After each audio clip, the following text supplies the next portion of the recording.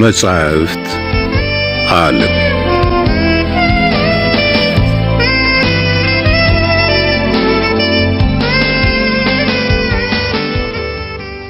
እፎይታ ደራሲ አሌክሳንደር ዱማስ ትርጉም ተሾመ ዳምጠው ተራኪ ደጀኔ ጥላሁን እፎይታ ዘ ካውንት ኦፍ ሞንቴ ክሪስቶ ክፍል 4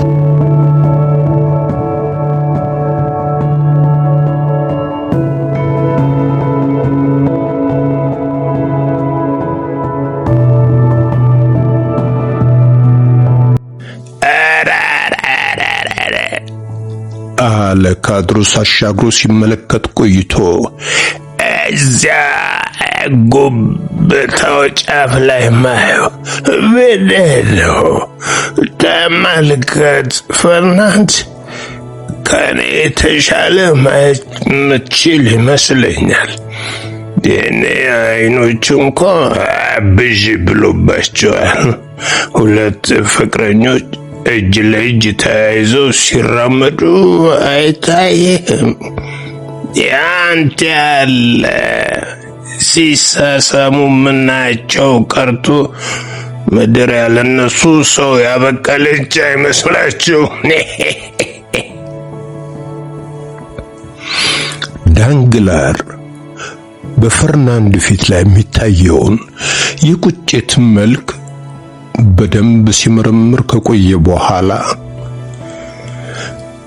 ታውቃቸዋለህ ወይ ፈርናንድ ሲል ጠየቀ። ታዲያስ ነበር የፈርናንድ የሰለለ ድምፅ የሰጠው መልስ። ኤድመንድና ሜርሴዲስ አይደሉም እንዴ? አሃ ሲል ተኮሳተረ ካድሮስ በመገረም። አየህ እንደማን እንደሆኑ እንኳን አላወኩም ነበረ። ከዚያም ድምፁ ከሩቅ እንዲሰማ አፉን በመዳፎቹ ከቦ ኤድመንድ፣ ወጣቷ እመቤት፣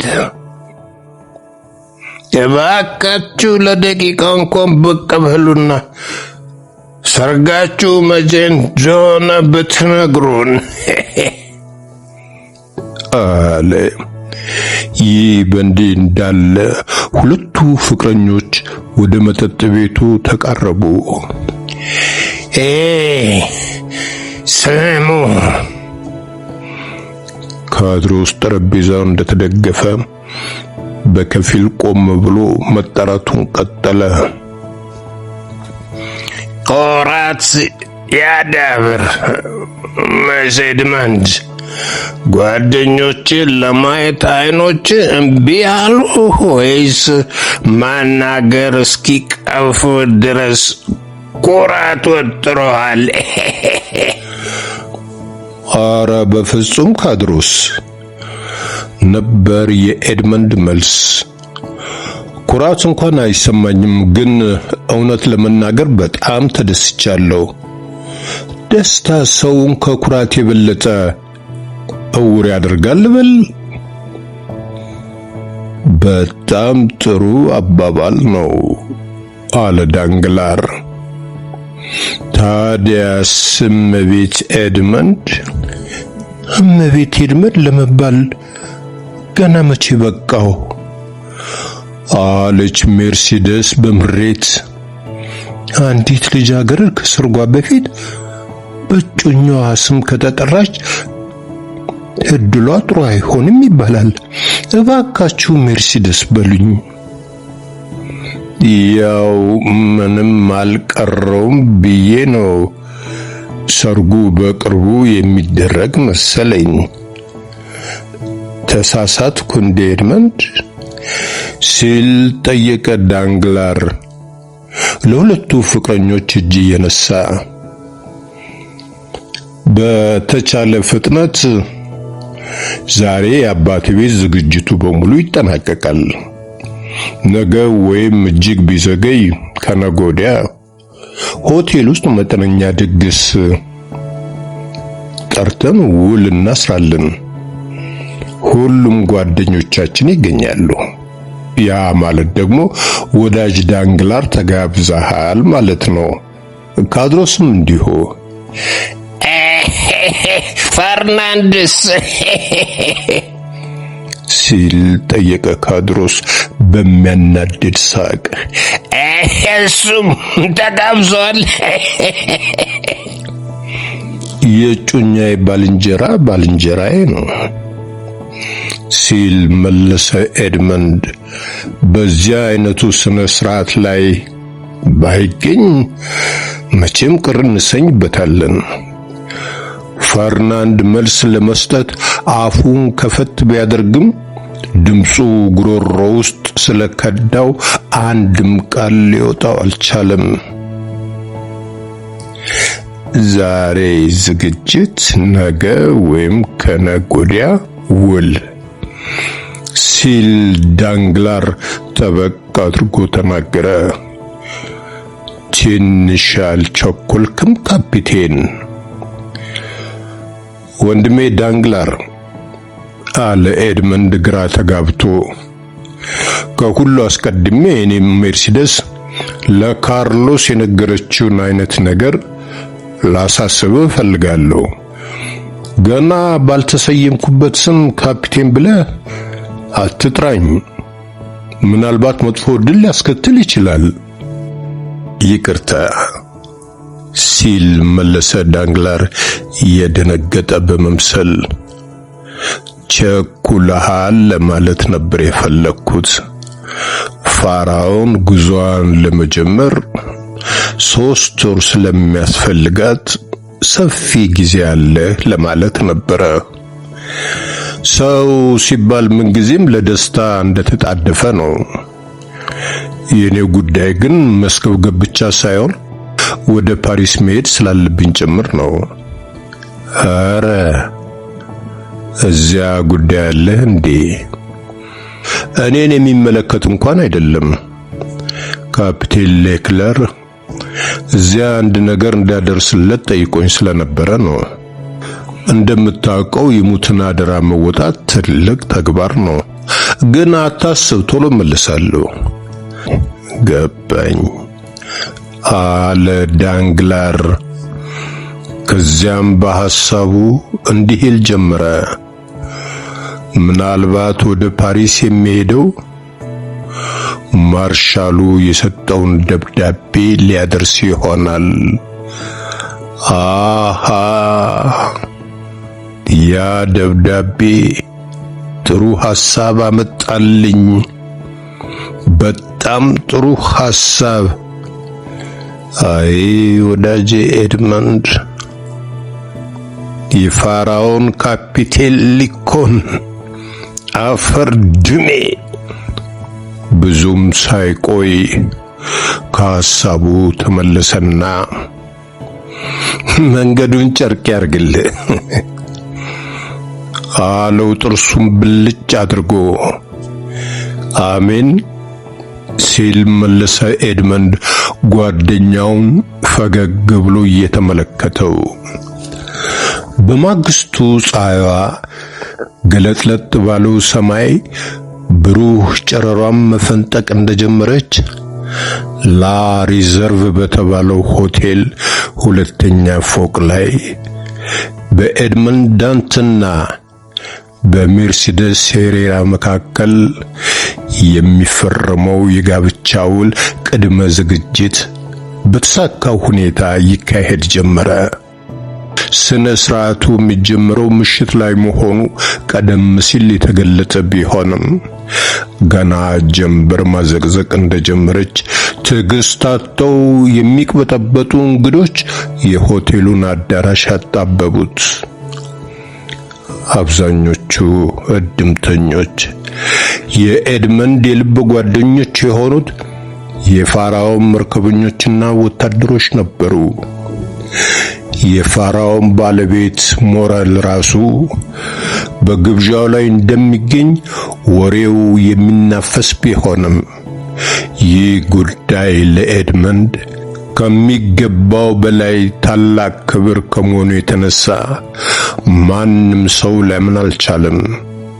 ይሁን እንጂ ባለመርከቡ ሞራል በእርግጥም በስነ ስርዓቱ ስፍራ ደረሰና የፋራውን ሰራተኞች ከልብ በመነጨ የአፍቅሮት አቀባበል ሰላምታ ሊያቀርቡለት በቁ።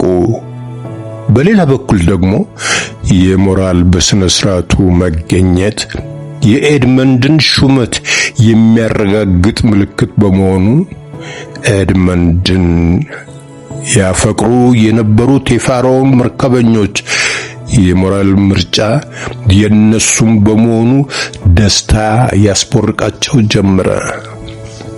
እውነትም የሞራል አመጣጥ ዓላማው ከውሉ ስነ ስርዓት በኋላ ኤድመንድን ካፒቴን እንዳደረገው በድምተኞቹ ፊት ለማስታወቅ መሆኑን ራሱ ሲናገር ተሰማ።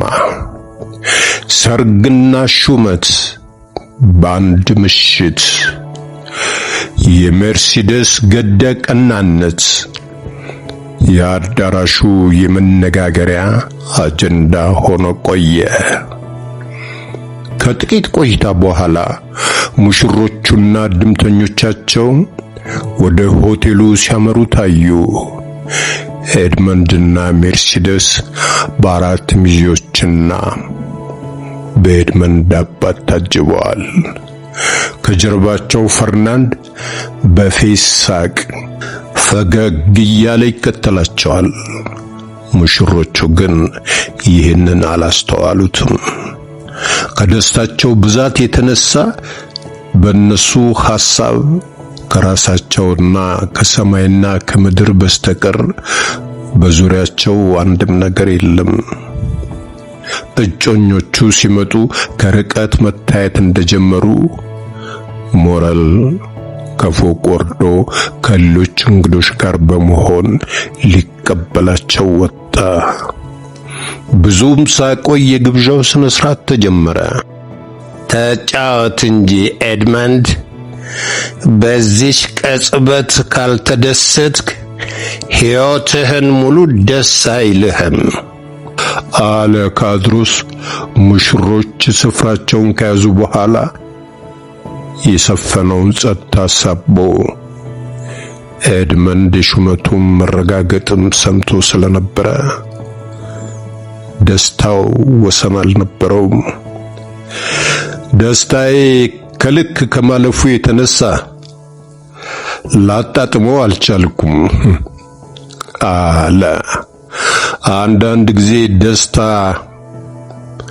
ያልተለመደ ነገር ሊያስከትል ይችላል። ማለትም ልክ እንደ ሐዘን ልባችንን ሊጫንና ሊያስጨንቅ ይችላል።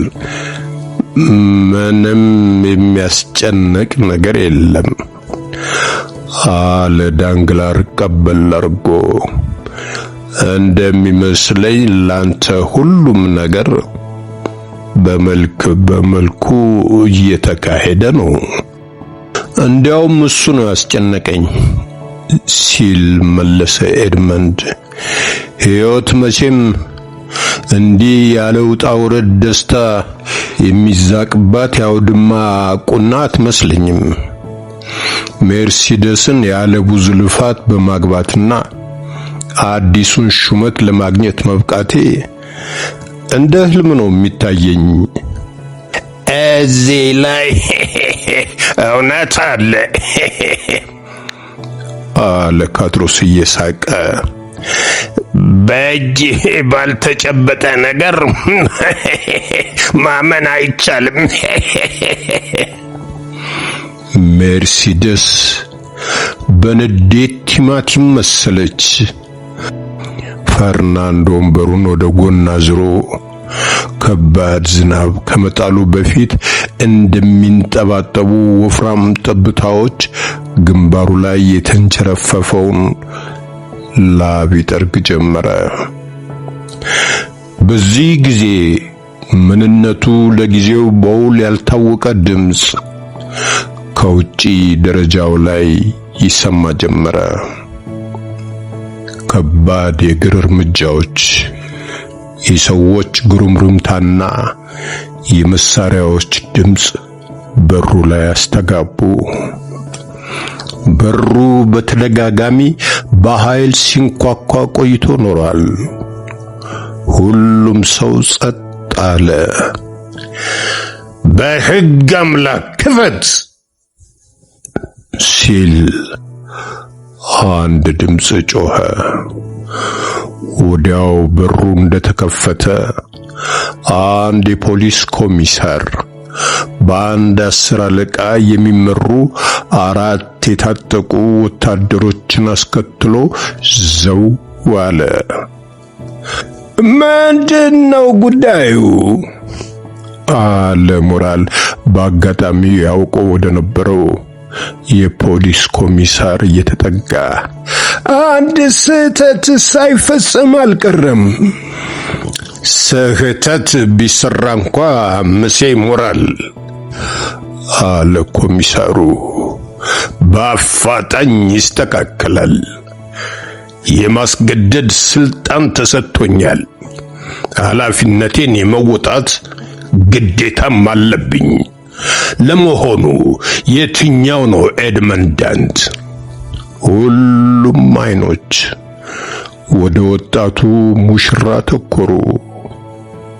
ኤድመንድ ግን ነገሩ ቢያስቆጣውም ክብሩን ለመጠበቅ ራሱን እየተቆጣጠረ ወደፊት ሄደና ኤድመንድ ዳንት ማለት እኔ ነኝ ጌታዬ፣ ምን ልታዘዝ አለ። ኤድመንድ ዳንት ከአሁን ደቂቃ ጀምሮ በቁጥጥር ስር ውለሃል። በቁጥጥር ስር ሲል ኤድመንድ ቃሉን ደገመው። ፊቱ ደም ለብሶ ምን አጥፍቼ? በእውነቱ እሱን አላውቅም። በመጀመሪያው ምርመራ ወቅት ይገለጽልሃል። ነገሩ አሳዛኝም አስገራሚም ነበረ። ድንገተኛነቱም እንደ ደርብ ነበረ። ከሙሽርነት ወደ እስረኝነት ሜርሲደስ ሰውነቷ ከሁለት የተፈረቃ መሰላት። ክርክር ማንሳቱ ርባና እንደሌለው ሞራል ወዳውኑ ተረዳ። የማስገደድ ስልጣን የተሰጠው ኮሚሳር በድርድር የሚያምን ሰው ሳይሆን ለሕግ የቆመ ሐውልት ነው። ወለም ዘለም የለም። ይሁን እንጂ የኤድመንድ አባት ወደ ኮሚሳሩ ተንደርድረው ተጠጉ። ምንጊዜም የእናትና የአባት ልቦች የማይገነዘቧቸው አንዳንድ ነገሮች አይታጡም። የኤድመንድ አባት ከመለመን አልፈው ተማጸኑ። እምባና መማጸን የሚፈይዱት ነገር ባይኖርም የሽማግሌው ሐዘን ግን እጅግ ያሳዝን ስለነበር ኮሚሳሩም ልቡ ሳይነካ አልቀረም። ረጋ ብሎ አባቴ አለ ኮሚሳሩ። ልጆ ምናልባት አንዳንድ የቀረጥ ደንቦችን ተላልፎ ይሆናል። ተፈላጊው መረጃ ከሰጠ የማይለቀቅበት ምክንያት የለም። ይህ በእንዲህ እንዳለ ኤድመንድ ከጓደኞቹ ጋር እጅ ለእጅ ተጨባብጦ ሲሰናበታቸው ከዚህ ስነ ስርዓት ስነሳ ምን እንደተሰማኝ በቃላት ልገልጸው ባልችልም፣ አይዟችሁ፣ የተፈጠረው ስህተት በአስቸኳይ እንዲያውም እስር ቤት ከመድረሴ ቀደም ብሎ እንደሚስተካከልና አሁኑኑ እንደምመለስ እርግጠኛ ነኝ አላቸው።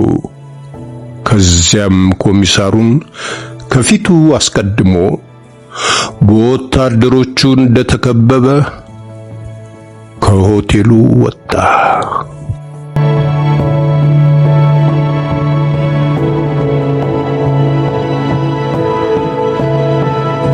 በትረካው ከተደሰቱ ሰብስክራይብ፣ ላይክ እና ሼር ያድርጉ። እናመሰግናለን።